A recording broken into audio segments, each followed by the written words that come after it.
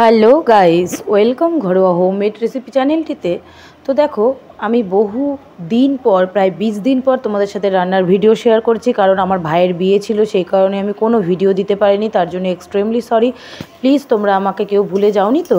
আমি জানি তোমরা আমাকে কেউ ভুলে যাওনি। তোমরা আমার চ্যানেলটিকে ফলো অ্যান্ড সাবস্ক্রাইব করে দিও, আর আমার নিত্য নতুন রান্নার ভিডিও দেখতে আমার সাথে থেকো, আমার পাশে থেকো।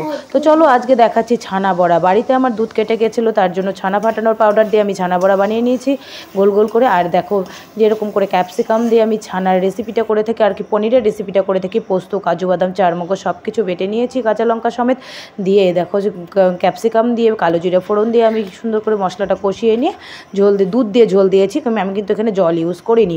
তো তোমরা শুধু পনির খেতে যাদের ভালো না লাগে তারা এইভাবে বাড়িতে ছানা ফাটিয়ে করতে পারো। আর দেখো, আমার রাতের ডিনার রেডি হয়ে গেল। রুটি আর ছাড়া বড়ার ডালনা, আর সাথে রয়েছে একটু পেঁয়াজ আর টক দই দিয়ে একটা রেসিপি। এই রেসিপিটাও তোমাদের সাথে একদিন শেয়ার করব। তো কেমন লাগলো ভিডিওটি আর রাতের ডিনারটি? এই দেখো, দেখতে পাচ্ছ, বললাম না পেঁয়াজ আর টক দই দিয়ে। এই রেসিপিটা দারুণ ইউনিক একটা খাবার, এটার সাথে ভাত, রুটি, পরোটা সব যায়। তো কেমন লাগলো আমার ভিডিওটি? প্লিজ আমার পাশে থেকো। আমি অনেক দিন পর ভিডিও দিচ্ছি। আজকের মতন এটুকুই, বাই।